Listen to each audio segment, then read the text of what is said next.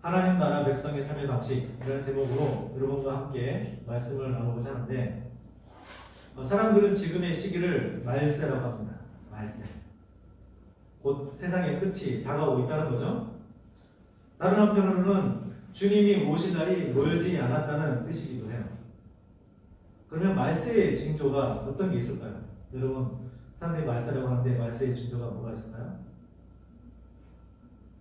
성경에 보면 누가복음 21장 10절에서 11절을 보면 또 이르시되 민족이 민족을 나라가 나라를 대적하여 일어나겠고 전쟁이 처처에 일어난다는 거죠. 곳곳에 큰 지진과 기근과 전염병이 있겠고 또 무서운 일과 하늘로부터 큰 징조들이 있으리라. 여러분, 이 사는 세계, 우리가 사는 우리는 지금의 세계는 어떠한 건가요? 지금 세계 곳곳에 전쟁이 있고 지진도 일어나고 있고 우리는 지금 현재 코로나19라는 이 전염병의 그 가운데를 지나고 있어요. 사실 말세는 이전부터 말씀을 했지만 우리는 정말 끝 중에서 끝에를 지나고 있다고 보면 되는 거예요. 자, 그렇다면 이건 지금 우리는 이 진행되는 상황에 대해서 얘기했는데 그러면 사람들 간의 관계 속에서도 말세의 징조가 있다는 거예요. 어떤 징조가 있을까요? 디모데후서 3장 1절에서 5절까지는 이렇게 얘기하고 있어요. 너희가 이것을 알라. 말세에 고통하는 때가 이르러 사람들이 자기를 사랑하며 돈을 사랑하며 자랑하며 교만하며 비방하며 부모를 거역하며 감사하지 아니하며 거룩하지 아니하며 무정하며 원통함을 풀지 아니하며 모함하며 절제하지 못하며 사랑하며 선한 것을 좋아하지 아니하며 배신하며 조급하며 자만하며 쾌락을 사랑하기를 하나님 사랑하는 것보다 더하며 경건의 모양은 있으나 경건의 능력은 부인하니 이 같은 자들에게서 내가 돌아서라. 여러분 그런 거 하지 않나요? 정말 이 말씀 그대로 우리 주변에 점점점 사랑이 식어지고 있고 쾌락을 하나님 사랑하는 것 더 사랑하게 되고 또 자기만 추구하는 것 같지 않습니까? 나도 모르는 사이에 정말 그런 걸 들어가고 있는 거예요. 하나님 말씀하시죠. 이 같은 자들에게서 네가 돌아서라. 우리가 이런 세상의 물결 속에서 정신을 차리지 못하면 마치 그 강물의 흐름 가운데 가만히 있으면 흘러가는 것처럼 나도 모르게 그냥 흘러가는 거예요. 세상 모두가 다 그렇게 사니까 이웃들, 친구들, 세상이 그렇게 사니까 내가 그렇게 사는 게 뭐가 어때? 하면서 나도 모르게 그냥 의식하지 않고 그렇게 흘러가는 거예요. 똑같이 별 무리 없는 것처럼 하나님은 살아계시니까 봐주실 거야. 이렇게 막 얘기하면서 정말 그렇게 사는 게 맞을까요? 하나님은 소돔과 고모라에 대해서 얘기하면서 이렇게 말씀하셨어요. 창세기 18장 20절에 여호와께서 또 이르시되 소돔과 고모라에 대한 부르짖음이 크고 그 죄악의 심이 무거우니 하나님께는 점점 죄악의 심이 무겁게 다가갈 수가 있다는 거예요. 소돔과 고모라가 멸망하기 전에 아브라함이 중보하죠. 하나님, 이 소돔과 고모라 성에 의인 50명이 있으면 멸하실 겁니까? 점점 숫자를 줄여나갑니다. 하나님 45명, 40명, 30명, 20명, 10명만 있어도 이 소돔과 고모라를 멸하실 건가요? 하나님 말씀하시죠. 의인 10명이 있으면 내가 이 소돔과 고모라를 멸하지 않겠다고. 그런데 어떻게 됐죠? 불과 유황이 심판을 당하게 됐어요. 무슨 말이냐면 거기 있는 모든 사람들이 롯의 가족을 빼고는 다 똑같이 그 가운데 죄를 지었다는 거죠. 우리가 하나님 앞에 정신을 차리고 하나님 앞에 바로 서야 하는 이유가 바로 거기에 있는 거예요. 노아의 때도 마찬가지였어요. 누가복음 17장 26절 29절 보면 노아의 때에 된 것과 같이 인자의 때도 그러하리라. 노아가 방주에 들어가던 날까지 사람들이 먹고 마시고 장가들고 시집가더니 홍수가 나서 그들을 다 멸망시켰으며 또 롯의 때와 같으니 사람들이 먹고 마시고 사고 팔고 씹고 집을 짓더니 도시 소돔에서 나간 날에 한 옥도 불과 유황이 비오듯 하여 그들을 멸망시켰느니라. 인재가 나타난 날도 이러하리라. 우리가 의식하지 않고 그들 하면 우리는 그런 심판을 당할 수 있다는 걸 우리는 알아야 되는 거예요. 하나님의 자녀된 우리는 이 시기에 어떻게 살아야 할까?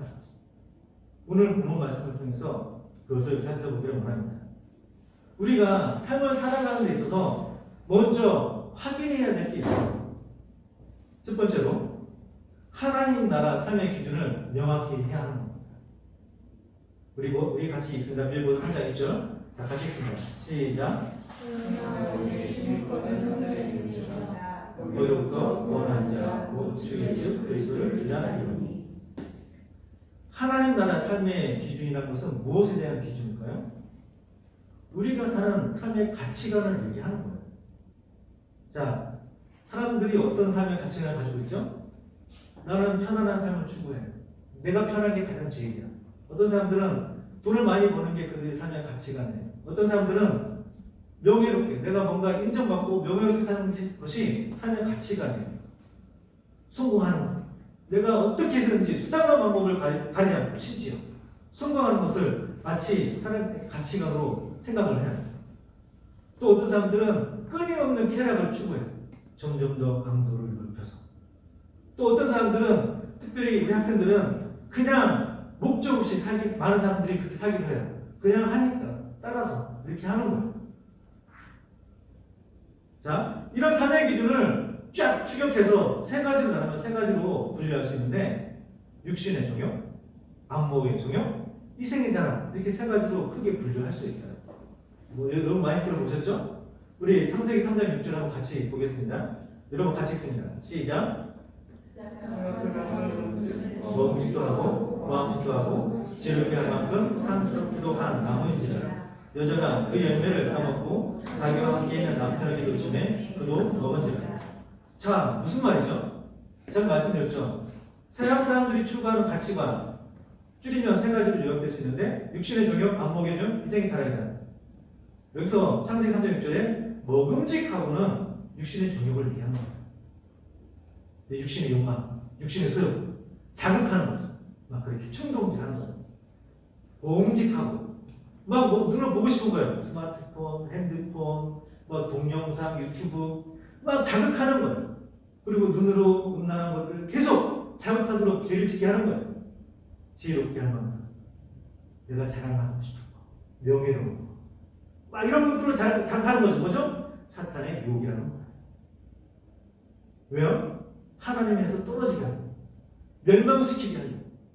그들은 그들의 가치관이라고 생각하지만 사실은 사단의 유혹에 넘어가서 하나님이 주신 그 놀라운 그 구상물을 마치 목적인 것처럼 추구하면서 오히려 하나님을 떨어지게 하는 거죠. 그 속에 살고 있는 거예요. 우리는 그거를 볼 수 있어야 하는 거예요.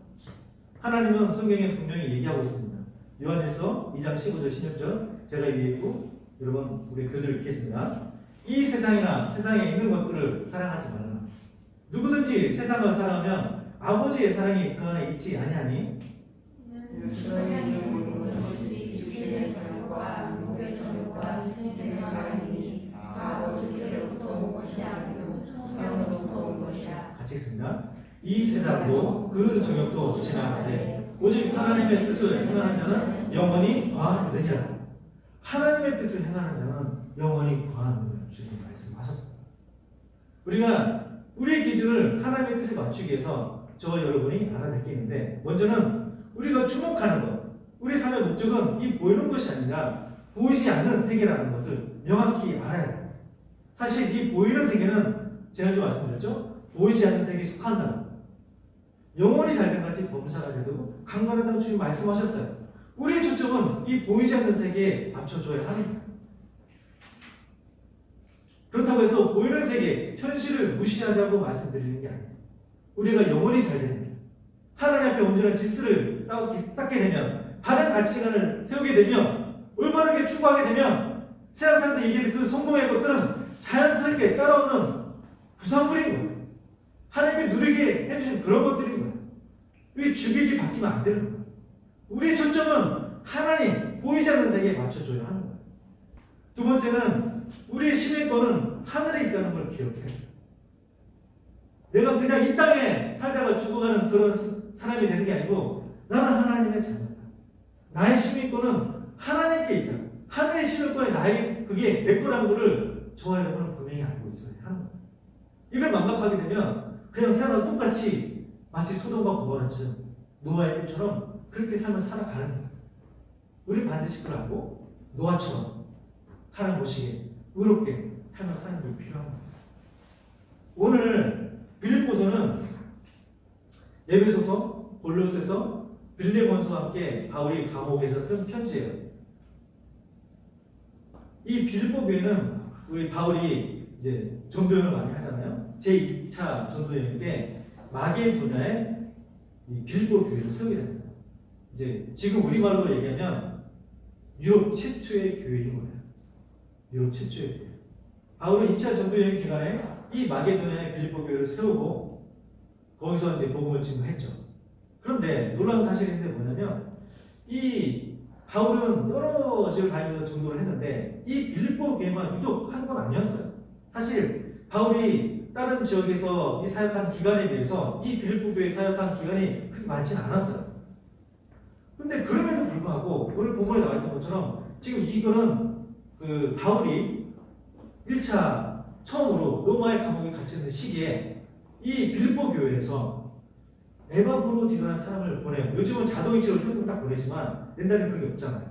이 사람을 통해서 보내는 거예요.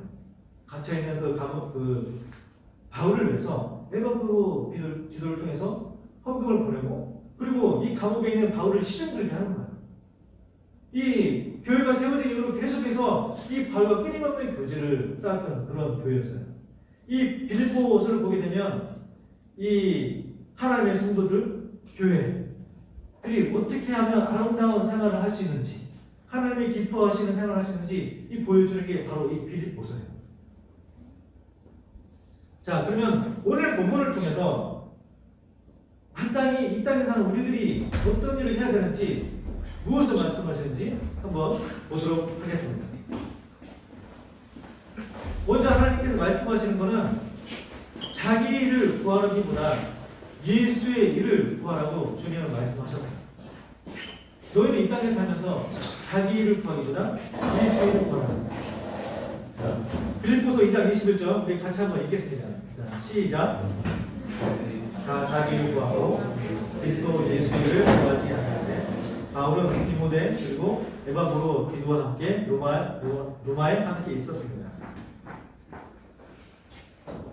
바울이 로마 감옥에 있게 되니까 이 빌립보 교인들이 걱정이 되기 시작했어요.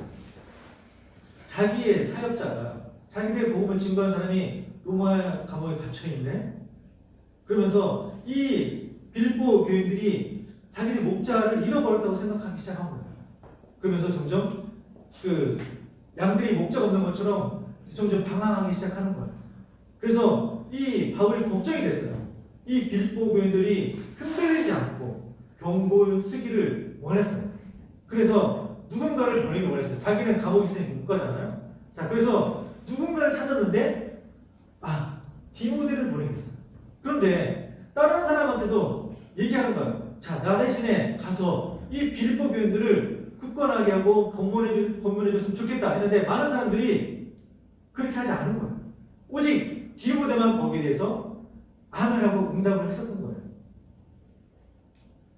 오늘 성경에서는 표현하기를 그들이 다 자기 일을 구하고 그리스도 예수의 일을 구하지 아니하되라고 표현합니다. 이 마지막 때가 되니까 사람들이 하나님의 일, 그리스도의 일을 구하는 것이 아니라 자기 일을 자꾸 구한다는 거예요. 자신의 일은 열심을 내는 거예요. 하나님의 일에는 앞장서지 않는 거예요. 하나님의 일을 외면하고 거부하고 자기 것만 힘드는 거예요. 자신의 힘을 드러내는 것, 자신의 가치가 부각되는 일에만 일중하게 되는 거예요. 바울이 얘기합니다. 자기 일만 구한다. 마지막 때는 너희는 자기 일을 구하지 않고 하나님의 일을 구하라는 거예요. 하나님의 일을 구하는 사람이 성경에 누가 있을까요? 예수님이죠. 예수님은 저와 여러분을 위해서 이 땅에 오셨어요.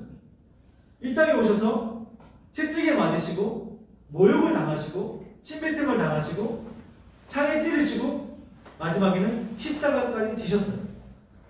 예수님은 철저히 하나님의 기준으로 하나님의 일을 구했던 거예요. 만약에 예수님이 이 땅에 오셔서 예수님의 일을 구했다면 저와 여러분은 지금 여기 없어요. 그죠? 예수님은 하나님의 뜻을 구하기 위해서 구하셨던 거예요. 그 일을 이루셨던 거예요. 만약에 예수님이 자기 일을 구했다면 이 세상에 오셔서 나는 하나님의 아들이야. 이사와 기준 베풀고 대접받고 거기서 왕처럼 살려고 했겠죠. 근데 하나님은 예수님을 그렇게 하지 않았어요. 오셔서 낮은 자로 섬기시고 십자가에 죽기까지 복종하셨어요. 그러므로 말미암아 우리에게 구원의 길이 열린 것이죠.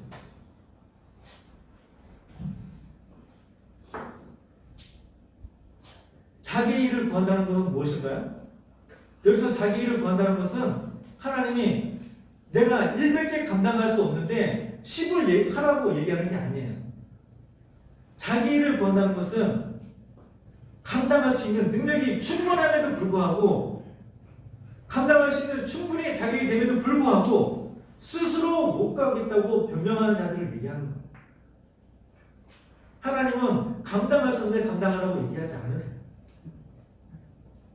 사람들은 주님이 원하시는 일이 무엇인지 알면서도 더 자기가 질 수 있는 것보다 더 가벼운 십자가를 지기를 원해요. 손해보는 일, 희생하는 일, 수지타산이 맞지 않는 일들은 헌신하지 않으려고 해요. 세상 사람들은 이것을 마치 세상의 지혜인 것처럼 부추기기도 해요. 어떤 사람들은 심지어 교회 안에서 하나님의 일을 하는 사람들을 조롱하고 비웃기까지 해요. 마치 예수님이 십자가를 졌을 때 예수님을 비우셨던 것처럼 하나님의 일을 하는 사람들을 비웃기까지도 하는 거예요. 하지만 주님 말씀하셨죠. 자기 일이 아니라 하나님의 일을 구하는 사람이 되라. 예수님이 십자가를 지셨을 때 무슨 일이 일어나나요? 하나님께서 모든 이름 외에 뛰어난 이름을 주셨어요. 하늘과 땅의 모든 권세를 예수님께 주셨어요. 모든 만물을 그의 발 아래 복종하게 하셨어요. 예수님을 통해서 큰 일을 이루어 주셨어요. 마태복음 10장 38절 39절 우리 같이 한번 읽겠습니다. 시작. 또 자기 십자가를 지고 나를 따르지 않는 자도 내게 합당하지 아니하니라. 자기 목숨을 얻는 자는 잃을 것이요 나를 위하여 자기 목숨을 잃는 자는 얻으리라.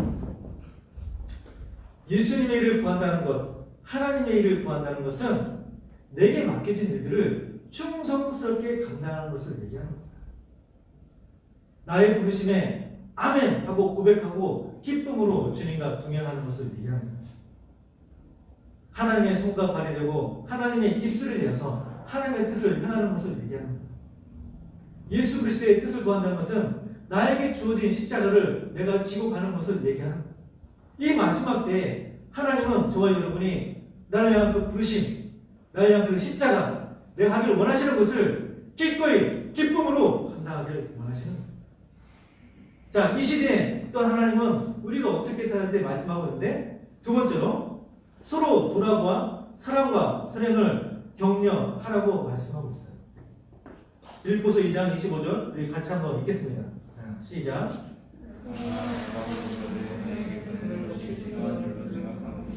그는 나의 형제여 함께 수고하고 함께 군사된 자여 너희 사자로 내가 쓸 것을 돕는 자라.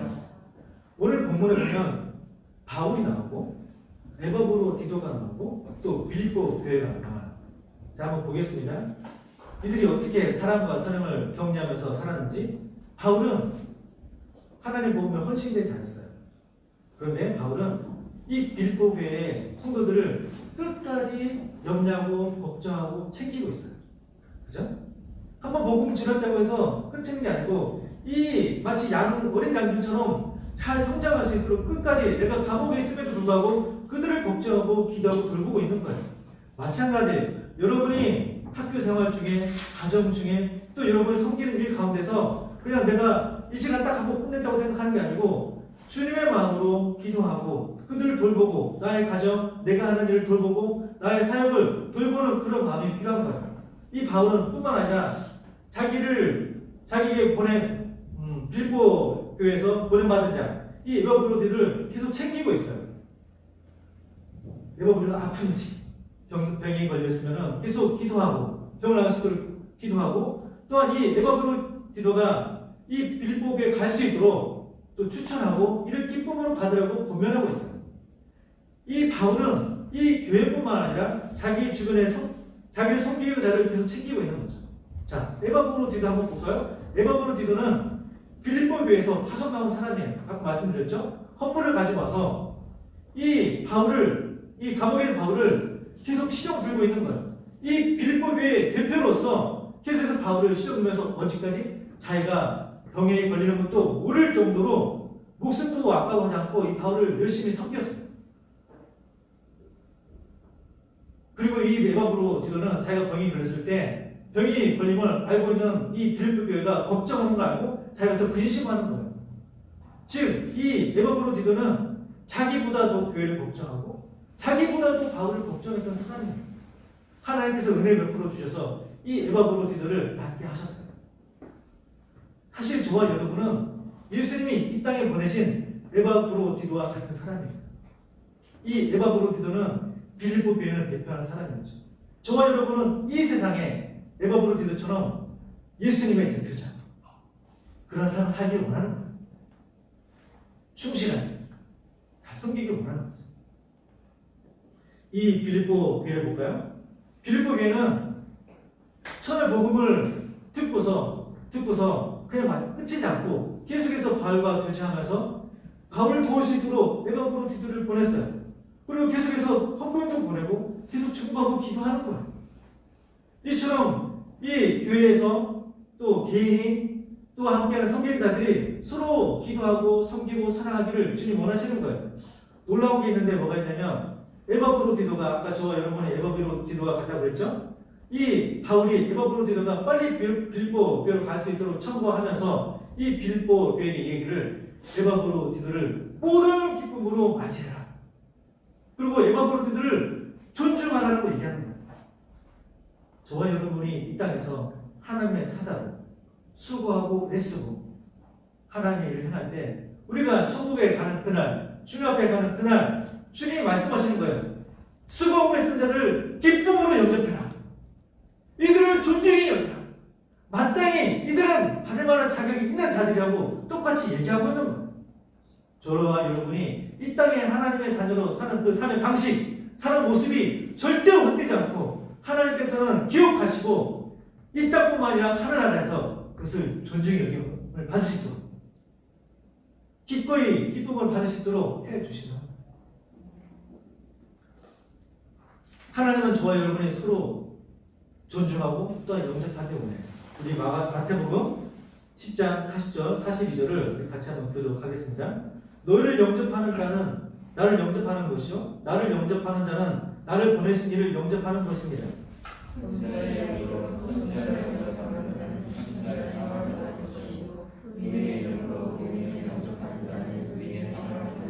같이 한번 읽습니다. 또 누구든지 제자의 이름으로 이 작은 자 중 하나에게 냉수 한 그릇이라도 주는 자는 내가 진실로 너에게 이르노니 그 사람이 결단코 상을 잃지 아니하리라 하시니라. 우리는 서로 영접하는 거예요. 여기 우리 이제 나이 어린 친구도 있고 나이가 많은 친구도 있지만 서로 존중하고 영접하고 또 어떤 사람들은 사람마다 형편이 틀리잖아요. 그런 형편에 불구하고 내가 인정해주고 존중하고 또 부족한 자는 내가 그들의 부족함을 채울 수 있는 그런 사람이 되길 원하는 거예요. 필요한 자는 내가 냉수 하나 건네줄 수 있는 사람, 외로운 자한테는 친절하게 말을 해줄 수 있는 사람, 힘들어하는 자한테는 기도해줄 수 있는 사람, 서로 영접하는 거예요. 하나님은 그렇게 생활하기를 원하는 거예요. 또 하나님 말씀하십니다. 너희는 너 자신을 돌아볼 뿐만 아니라 서로 돌아보아서 하나가 될 수 있도록 하라고 주님 말씀하고 있어요. 빌립보서 2장 3절 4절 히브리서 같이 한번 우리 교독하겠습니다. 아무 일이든지 다툼이나 허영으로 하지 말고 오직 겸손한 마음으로 각각 자기보다 남을 낮게 여기고 각각 자기 일을 돌보느라 사람들의 일을 도와 내 기쁨을 충만하리라. 서로 돌아봐 사랑과 선행을 격려하며 우리를 위하여 전하는 성과 취하지 말고 오직 원하여 그날이 가까운 것으로 더 올려야. 아멘. 지금 이 시간에 예배드리는 여러분을 또 온라인으로 신령과 진정으로 예배드리는 여러분을 주님은 너무 기뻐하세요. 그 예배를 받으실 줄 믿습니다. 우리의 삶의 기준은 하나님 나라의 기준이어야 해요. 그리고 우리의 삶에 추구하는 방향은 예수 그리스도의 하나님의 뜻을 구하는 곳이어야 해요. 아까 말씀드린 것처럼 요한복음 2장 10절 이 세상도 그 정욕도 지나가되 오직 하나님의 뜻을 행하는 자는 영원히 거하느니라. 우리는 기억해야 합니다. 세상 사람들과 그리스도인의 차이는 어떤 일을 추구하느냐에 따라 달려 있다고 할 수 있어요. 예수의 일을 구하는 사람, 그리고 성도 간에 서로 사랑하며 섬기며 예수님을 위해 복음에 헌신하는 사람이 바로 크리스찬입니다. 복음을 위해 희생하는 사람, 즉 그리스도 예수 일을 구하는 사람을 통해서 하나님께서는 놀라운 역사를 이루실 것입니다. 저와 여러분이 하나님의 기준을 가지고 하나님의 뜻을 행하며 서로 사랑하며 섬기는 하나님의 사람들이 되기를 예수님의 이름으로 축복합니다. 기도하겠습니다.